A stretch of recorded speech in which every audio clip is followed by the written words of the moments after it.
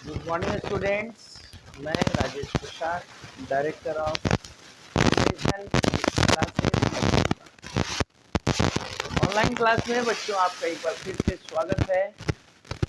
और आज हम लोग इस ऑनलाइन क्लास में वीडियो नंबर 14 जानेंगे। वीडियो 14 टॉपिक वही है,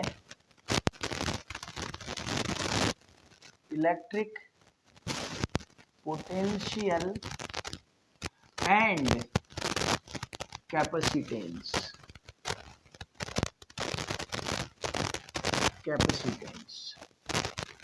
और इस टॉपिक में आज हम लोग जानेंगे energy stored in a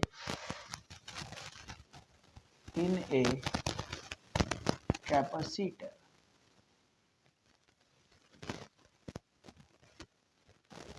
energy stored in a capacitor. तो देखिए तो कितना मजेदार बात है। फिर से बात आ गया एनर्जी का। और हमको लगता है कि एनर्जी का मतलब आप लोग अब समझ रहे होंगे। कैपेसिटर में एनर्जी, तो जैसा कि हम जानते हैं energy can neither be created nor be destroyed. Energy ना ही क्रिएट हो सकता है ना ही डिस्ट्रॉय हो सकता है, नष्ट हो सकता है। तो फिर ये कैपेसिटर में एनर्जी आएगा कहां से? कैपेसिटर एक डिवाइस है जो चार्ज को स्टोर करता है। यही ना काम है कैपेसिटर का। हम लोग जान रहे हैं कैपेसिटर जो है चार्ज को स्टोर करता है। लेकिन वो चार्ज को स्टोर करेगा कब? जब हम चार्ज देंगे तब ना स्टोर करेगा। तो फिर उसमें एनर्जी आएगा कहां से? अगर हम कैपेसिटर को चार्ज नहीं दिए हुए हैं तो उसमें कोई चार्ज नहीं है, इनिशियली कोई चार्ज नहीं है, तो एनर्जी नहीं है। इसका मतलब है कि जब हम कैपेसिटर को चार्ज करते हैं तो चार्ज करने के दौरान कोई काम हो रहा होता है, और जो काम हो रहा होगा वही काम कैपेसिटर में एनर्जी के रूप में स्टोर हो रहा होगा।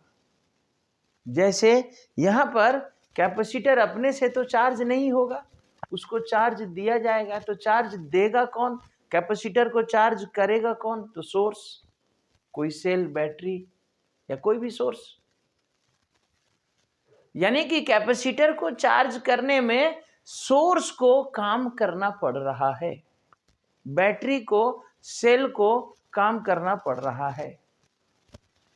तो सेल जो काम करेगा, किसी कैपेसिटर को चार्ज करने में सेल जितना काम करेगा वही काम कैपेसिटर के लिए एनर्जी कहलाएगा, या कैपेसिटर में वही वर्क डन एनर्जी के रूप में स्टोर हो जाएगा। 11th क्लास से ये बात आप जान रहे हैं कि एनर्जी मतलब वर्क डन। किसी भी सिस्टम में अगर एनर्जी की बात होती है यानी कि वहां पर जरूर कोई काम हो रहा होगा। आपको उस वर्क को पहचान लेना है, और अगर एनर्जी निकालना है तो उस वर्क को निकालना होगा। तो यहां पर कैपेसिटर में एनर्जी कहां से आएगा? इसका मतलब है कि कैपेसिटर को चार्ज करने में काम किसी न किसी के द्वारा तो हो रहा होगा। Work done by the source is equal to energy of the capacitor. बस यही काम हमको करना है। और अगर कैपेसिटर का एनर्जी निकालना है तो हमको सेल का, बैटरी का वर्क डन निकालना होगा कि आखिर चार्ज को देने में बैटरी को कितना काम करना पड़ रहा होगा। जैसे इसको समझिएगा, मान लिया जाए ये हमारा कैपेसिटर हुआ, ये कैपेसिटर हुआ। अभी कोई चार्ज नहीं है, लेकिन जैसे ही इसको हम लोग एक बैटरी से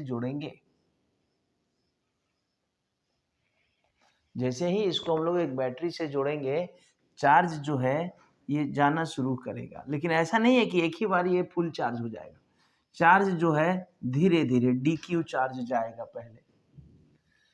तो पहला चार्ज को जाने में ना बहुत ज्यादा वर्क नहीं करना पड़ेगा सेल को। लेकिन जैसे ही क्यों नहीं करना पड़ेगा? क्योंकि सर यहाँ पर कोई चार्ज नहीं है, ये बैटरी आसानी से इस चार्ज को भेज पाएगा विदाउट एनी अपोजिंग फोर्स। लेकिन जैसे ही ये कैपेसिटर थोड़ा सा चार्ज यहाँ DQ आया, अब दोबारा जब DQ जाएगा तब क्या होगा sir?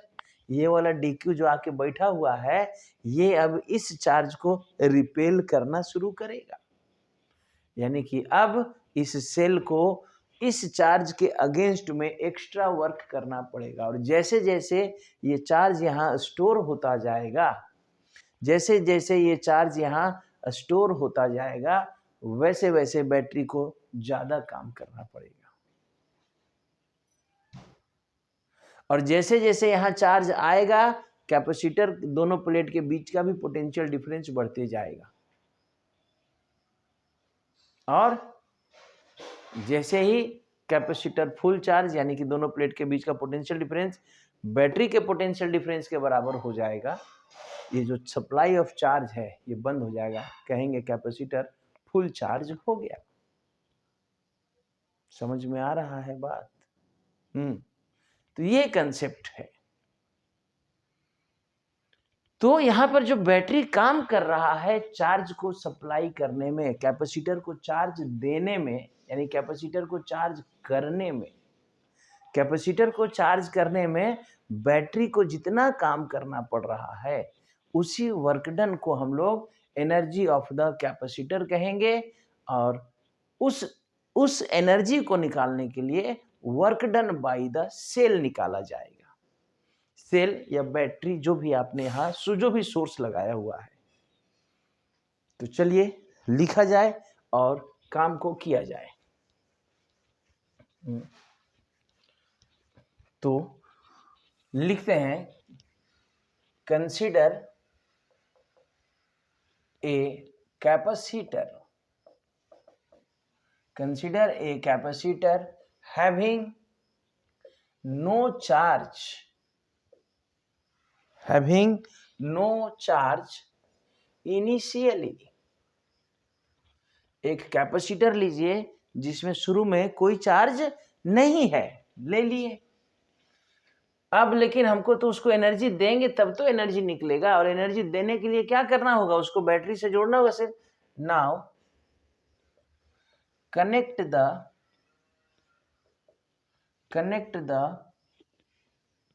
Capacitor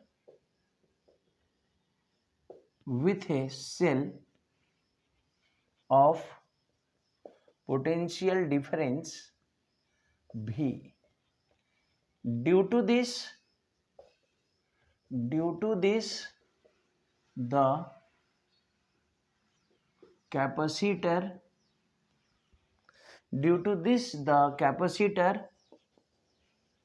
starts charging। The capacitor starts charging।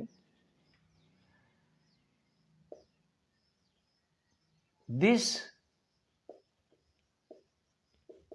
work done by the cell in charging the capacitor,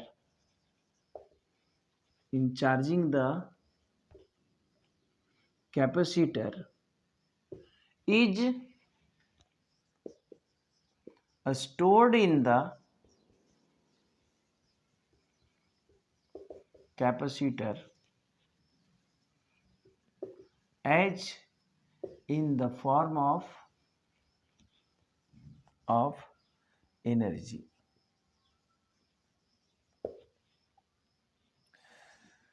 Let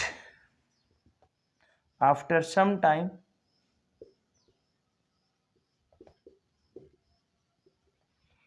Q charge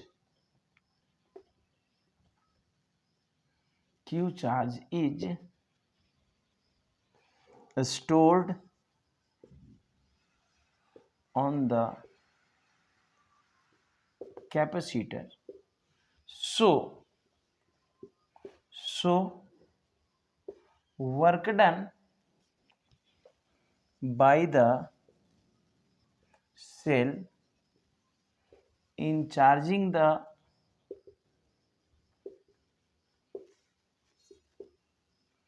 capacitor from 0 to q, W is equal to integrating from 0 to q v dq। चलिए, क्या लिखे sir यहां तक? खाली लिखते रहे आप sir, समझाए कुछ नहीं। कोई बात नहीं, कभी कभी कुछ चीजों को ना लगातार लिख लेना आसान पड़ता है, और अब जो प्रोसेस होगा समझेंगे। हालांकि जो बात लिखे हैं वो आपको समझाए हैं। हमने क्या कहा? एक कैपेसिटर हैविंग नो चार्ज, एक कैपेसिटर ले लेते हैं हैविंग नो चार्ज इनिशियली, शुरू में उसमें कोई चार्ज नहीं है, लेकिन हमको तो एनर्जी निकालना है। एनर्जी कहाँ से आएगा? तो उसको चार्ज देंगे तब तो उसमें एनर्जी आएगा। तो उसको एनर्जी देने के लिए क्या करते हैं? Now connect the capacitor with a cell. अब कैपेसिटर को एक सेल से जोड़ते हैं जिसका पोटेंशियल डिफरेंस भी, जिसका पोटेंशियल डिफरेंस कितना है? भी है। अब जैसे ही हम लोग कैपेसिटर को सेल से जोड़ेंगे, ड्यू टू दिस, जैसे ही जोड़ेंगे इसके कारण क्या होगा? The capacitor starts charge. ये सारा चीज तो बताया ही है आपको स्टार्टिंग में ही, कैपेसिटर चार्ज होने लगेगा। तो ये जो कैपेसिटर चार्ज हो रहा है तो कर कौन रहा है? Battery, cell. This work done by the cell. ये जो सेल काम कर रहा है, कौन सा काम? In charging the capacitor. Capacitor को चार्ज करने में सेल जो काम कर रहा है, is stored in the capacitor as in the form of energy. और यही वर्क डन कैपेसिटर में क्या होगा? एनर्जी के रूप में स्टोर हो जाएगा। Okay, stored in the form of energy. अब चार्ज करने में जो काम हुआ है इसको निकाल लीजिए। लेट, मान लेते हैं, let after some time Q charge is stored on the capacitor. मान लीजिए कुछ देर के बाद कितना चार्ज स्टोर हो जा रहा है कैपेसिटर में? Q charge. So work done by the cell in charging the capacitor from 0 to Q। तो भाई Q चार्ज देने में कहां से दे रहा है? 0 से Q तक। 0 से Q तक चार्ज देने में कितना काम करना पड़ रहा है? 0 से Q चार्ज देने में कितना काम करना पड़ा? तो वर्क डन आपको पता है, आखिर चार्ज सप्लाई कौन कर रहा है? बैटरी ही ना, सेल ना। तो चार्ज को एक जगह से दूसरे जगह तक ले जाने का जो वर्क डन होता है उसको हम लोग क्या कहते हैं? Potential difference. तो V इक्वल टू क्या होता है? Work done by charge. तो वर्क डन इक्वल टू क्या हो जाएगा? V इंटू Q होगा। अब चार्ज यहाँ धीरे धीरे सप्लाई हो रहा है dq, तो यह क्या हो जाएगा? V dq। लेकिन हमको टोटल वर्क डन निकालना है, तो total work done equal to क्या हो जाएगा? इंटीग्रेट कराना होगा, क्योंकि चार्ज धीरे धीरे वेरिएबल करने। आपको तो अभी बताए कि जैसे जैसे चार्ज स्टोर होते जाएगा वैसे वैसे सेल को extra work against the charge करना पड़ेगा, यानी वेरिएबल फोर्स यहाँ लगेगा। तो work done by variable force is equal to integration. तो इंटीग्रेशन कहां से कहां तक? 0 से Q तक। समझ में आ रहा है? 0 से Q तक। लेकिन यहाँ पर हमारा V को चेंज करना पड़ेगा, जो वेरिएबल हमारा चार्ज है। तो as Q is equal to CV, therefore V is equal to क्या हो जाएगा जी? Q by C। अब इस वैल्यू को यहाँ पुट कीजिए, फ्रॉम 1 and 2 क्या हो जाएगा? Work done is equal to integration from 0 to Q, Q by C dQ। Solve कीजिए तो क्या हो जाएगा? C कांस्टेंट है, बाहर आएगा। 0 से Q dQ का इंटीग्रेशन, तो Q का क्या इंटीग्रेशन होगा? 1 by C into Q square by 2, limit आ जाएगा 0 से Q, यानी finally W is equal to क्या हो जाएगा? हाफ Q स्क्वायर या Q स्क्वायर बाई 2C आ जाएगा। लिमिट बैठा देंगे, upper limit minus lower limit. अब ये जो काम हुआ ये तो वर्क डन निकला ना, इसी काम को this work done is called energy of the capacitor. This work done, this work done is stored in the capacitor। चलो, इधर से तो लिख लिए होंगे, थोड़ा सा मिटा लेते हैं, और नहीं लिखे हैं तो लिख लीजिए। क्या नहीं लिखे हैं तो लिख लीजिए, क्या दिक्कत है, पॉज करके लिख लीजिए। अब तो लिख लेंगे, पॉज कर लेंगे, यहां पर लिख लेंगे। ओके चलिए,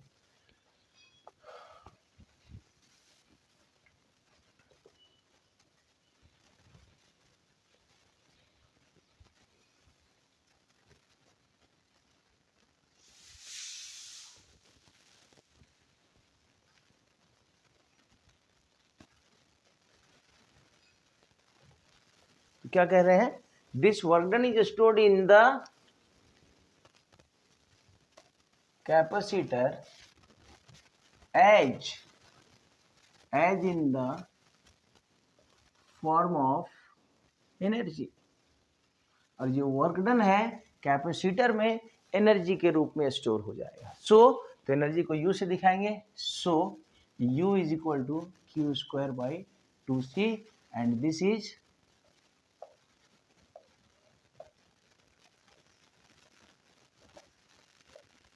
required expression for energy stored in a capacitor। क्लियर है? तो सिंपल सा तो था। सबसे पहले ना, कभी भी आपको बार बार बता रहे हैं, कभी भी अगर एनर्जी की बात होती है, कभी भी, तो एनर्जी पता करने के लिए आप पता कीजिए कि वर्क क्या हो रहा है। तो यहाँ तो सिंपल था, क्या काम हो रहा है, तो सर कैपेसिटर को चार्ज करने का काम किया जा रहा है। यहाँ तो पहचानना भी आसान था। कर कौन रहा है, तो बैटरी, तो बैटरी का वर्क डन निकाल, work done by the cell, battery का वर्क डन निकालिए, पता चल जाएगा एनर्जी। ओके, अब क्या है कि ये जो हमारा एक्सप्रेशन आया, it is in the form of Q and C. Numericals के लिए डिफरेंट डिफरेंट फॉर्म दिया रहेगा, तो चलिए हम लोग चेंज कर लें इसको कि H Q is equal to C V, तो इस वैल्यू को अगर यहाँ पुट कर दें, therefore U is equal to क्या हो जाएगा, क्यू के जगह में सी भी का स्क्वायर बाई 2c कर देते हैं, तो यू इज इक्वल टू क्या हो जाएगा जी, सी स्क्वायर भी स्क्वायर बाई 2c, एक सी से सी कट जाएगा, तो यू इज इक्वल टू क्या बच जाएगा, हाफ सी भी स्क्वायर। ये देखिए एक एक्सप्रेशन आ गया बी नंबर। ठीक है, अब ये आपका एक्सप्रेशन हो गया क्यू और सी के टर्म में, ये एक्सप्रेशन सी और भी के टर्म में। अब इसी एक्सप्रेशन को क्यू और भी के टर्म में चेंज करें, तो यहां से सी को रिप्लेस करा दीजिए, यहां से भी सी को रिप्लेस करा सकते हैं। Also C is equal to Q by V, so U is equal to क्या हो जाएगा, हाफ रहने दीजिए, सी के जगह में क्यू बाई भी लिखिए और भी स्क्वायर, ये भी से भी कट गया, तो finally U is equal to क्या बच गया, half Q into V. This is also expression for energy stored in a capacitor in the term of Q and V. ठीक है, तो ये सब डिफरेंट डिफरेंट एक्सप्रेशन है। अगर एग्जाम में एनर्जी डिराइव करने आती है तो आप यहीं तक एक तक ला के छोड़ देंगे। और ये शायद इस बार 2025 में झारखंड बोर्ड के एग्जाम में पूछा हुआ, ध्यान क्लियर तो नहीं है, लेकिन क्वेश्चन बैंक देखने से ऐसा लग रहा है कि इस बार 2025 में ये पूछा हुआ। ओके, तो खैर चलिए अब हम लोग एक क्वेश्चन कर लेते हैं। जो टॉपिक आज पढ़े इस टॉपिक का एक क्वेश्चन करते हैं। पिछले टॉपिक में क्या हुआ, थोड़ा सा मिस्टेक हो गया। हम जैसे ही क्वेश्चन लिखने के लिए बोर्ड पर लिख रहे थे, हमने सोचा वीडियो को पॉज करते हैं, पॉज भी किया, लेकिन क्वेश्चन लिखने के बाद जब ओके किया ना, तो पॉज बटन ना दब के कट बटन दब गया और वीडियो कट गया। कोई बात नहीं, इस वीडियो से न्यूमेरिकल जाएगा। यहाँ से हर वीडियो में जो भी टॉपिक पढ़ेंगे उसके साथ उसका एक न्यूमेरिकल, दो न्यूमेरिकल जरूर रहेगा। तो चलिए हम लोग न्यूमेरिकल लिखते हैं बच्चों। आज पॉज नहीं करेंगे, 2 मिनट लगेगा, कोई बात नहीं है, 2 मिनट हम लोग, तब तक आप वीडियो को लिख लीजिए।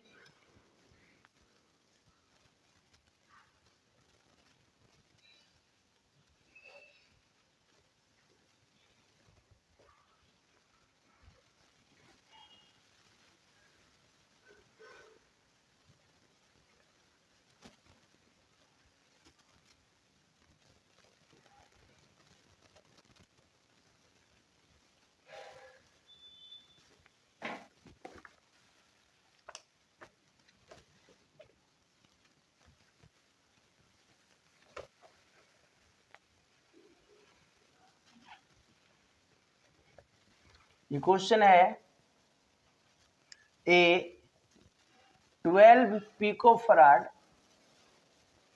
Capacitor is connected to a 50 है 50 volt battery 50 volt battery how much electrostatic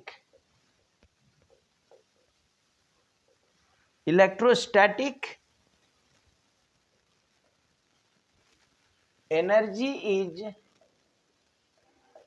stored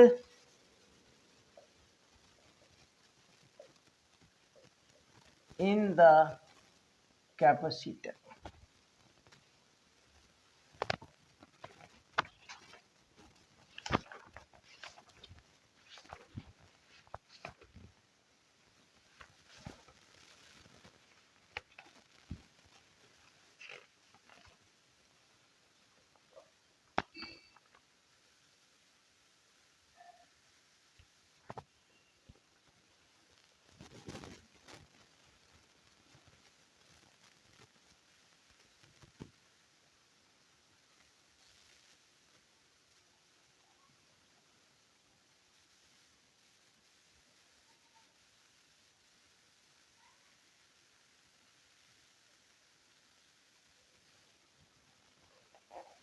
चलिए लिखे तो देखिए कितना सिंपल है सॉल्यूशन में आइए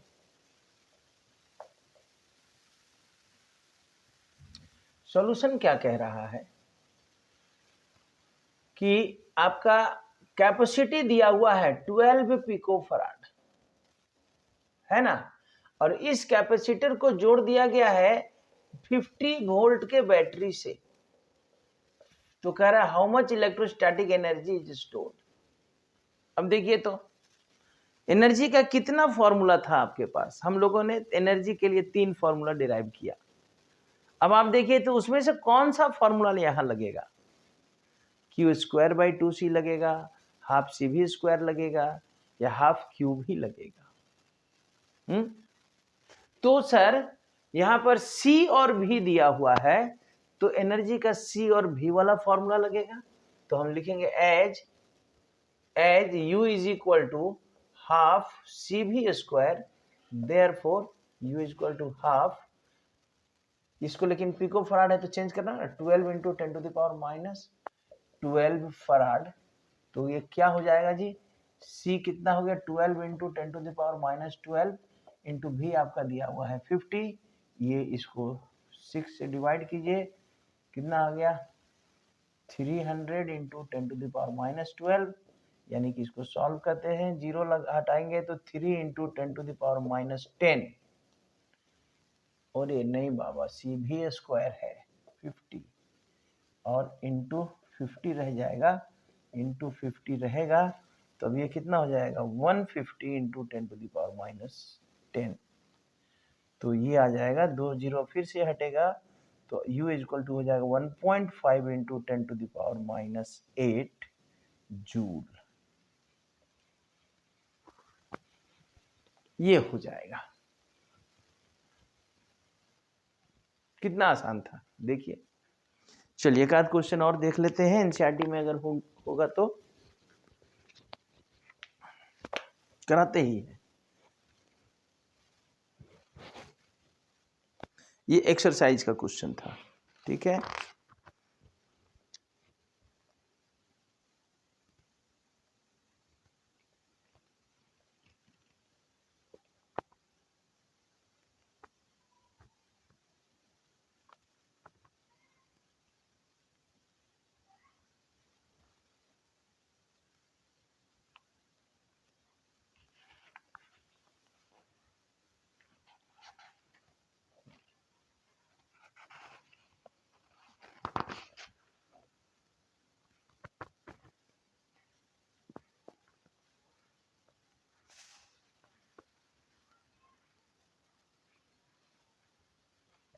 चलिए एनर्जी का एक ही क्वेश्चन है एक्सरसाइज में तो ऐसा करते हैं हम लोग, पिछले टॉपिक का कैपेसिटी ऑफ ए कैपेसिटर का एक क्वेश्चन कर लेते हैं, है ना।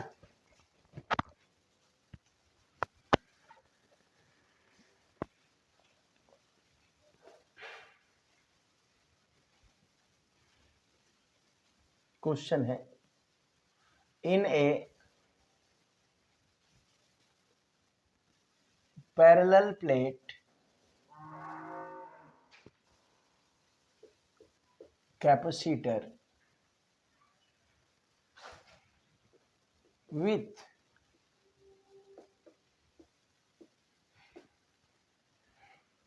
air between the plates,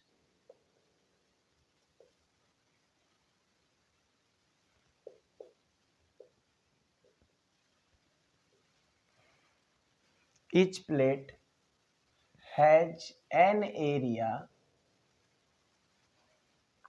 6 into 10 to the power minus 3 meter square, and the distance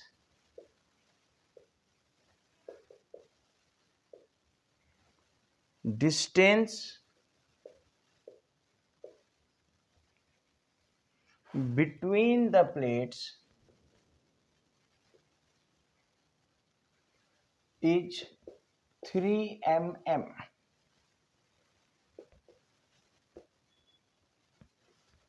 Calculate the capacitance of the capacitor. If the capacitor is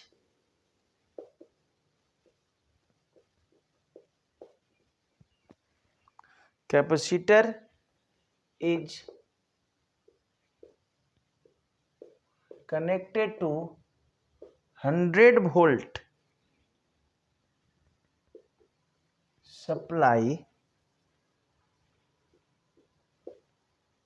what is the charge on each plate of the capacitor.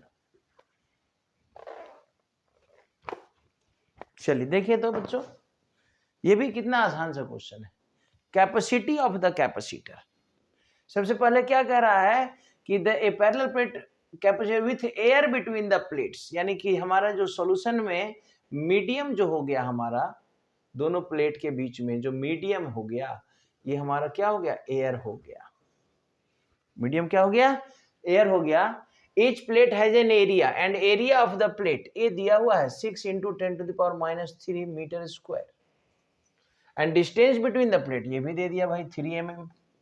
अब क्या बच गया sir, ये तो आसान हो गया ना, 3 into 10 to the power minus 3 meter। Calculate the capacity, C निकालना है। अच्छा अब याद कीजिए ना, हम लोग जब एयर रहता है तो कैपेसिटी क्या हो जाता है, C is equal to A epsilon not by D। हो तो गया सर, ए दिया हुआ है, सॉरी 8 लिखा गया, ए दिया हुआ है, डी दिया हुआ है, एप्सिलॉन नॉट दिया हुआ है, क्या कहाँ दिक्कत है। एप्सिलॉन नॉट एयर मीडियम, दूसरा मीडियम होता तब उसका ए एप्सिलॉन नॉट बाई डी हो जाए, into epsilon by D into D हो जाता। When air is replaced by the other medium, हम लोग पिछले ही वीडियो में जाने थे इफेक्ट ऑफ डाइलेक्ट्रिक्स। तो खैर यहाँ क्वेश्चन में लिखा हुआ air medium then A epsilon not by D, area हमारा क्या हो गया देखिए तो 6 into 10 to the power minus 3 epsilon not है 8.854 into 10 to the power minus 12 divide by 3 into 10 to the power minus 3। कितना आसान था, ये कट गया, ये कट गया, 3 2 जा 6, अब 2 से मल्टीप्लाई कीजिए, कितना हो जाएगा 80717, इतना क्या into 10 to the power minus 12, यानी इतना माइक्रोफराड, ये सॉरी पिकोफराड लिख सकते हैं, या इसको डायरेक्ट लिखते हैं ना 18 पिकोफराड, राउंड ऑफ कर दिए, हो गया। और क्या क्या दिक्कत है। अब कह रहा है जब C निकल गया भाई, C निकल गया तो कह रहा है कि अगर इसको हम लोग इस कैपेसिटर को अगर एक बैटरी से जोड़ दिए हुए हैं जिसका पोटेंशियल दिया हुआ है, भी दिया हुआ है कितना 100 वोल्ट, तो कह रहा है कि अब what is the charge, Q निकालना है। Then Q is equal to C, V C तो निकल गया है 18 इंटू 10⁻⁻12 पिकोफराड, और भी आपका हो गया 100, यानी Q इज इक्वल टू क्या हो गया 18 इंटू 10⁻⁻10 कूलम। आंसर। क्या दिक्कत है देखिए तो चलिए ध्यान रहे, आज से हर वीडियो में, यहां से इस 14 नंबर के वीडियो के बाद से इस वीडियो में भी जितना भी वीडियो जाएगा सब में टॉपिक रिलेटेड न्यूमेरिकल्स होगा, ताकि आप टॉपिक के साथ साथ न्यूमेरिकल को बनाइए तो समझ में आए कि हम लोग क्या पढ़े, उसका क्वेश्चन कैसा बनेगा। क्या होगा, वीडियो 2 4 5 मिनट 10 मिनट लंबा होगा एक क्वेश्चन बनाने में, 2 क्वेश्चन बनाने में, और क्या होगा, लेकिन कम से कम टॉपिक के साथ हमारा न्यूमेरिकल्स तो कंप्लीट होता चला जाएगा, उस थ्योरी का, उस टॉपिक का यूज समझ में आएगा। तो वीडियो को लास्ट तक देखिए और न्यूमेरिकल्स का भी कंसेप्ट समझते जाइए, कैसे हम लोग किसी टॉपिक को जब करते हैं तो कैसे हम लोग उस टॉपिक का न्यूमेरिकल्स करते हैं। ओके स्टूडेंट्स, नेक्स्ट वीडियो के लिए बाय। लेकिन फिर से वही राग आलापेंगे आज से हम, क्या कि must subscribe the channel, watch the video, like the video, और अपने दोस्तों के साथ मस्ट शेयर द वीडियो, ताकि हमारा टीम धीरे धीरे, आपके सहयोग से हमारा टीम बड़ा हो रहा है। लेकिन चैनल को मोनेटाइज होने के लिए 4000 आवर का वॉच टाइम चाहिए, तो जरूर से जरूर देखिए वीडियो को, पूरा एंड तक देखिए, ताकि हमारा वीडियो जल्दी से मोनेटाइज होने के कगार पर आ जाए। It is my humble request. Okay students, bye.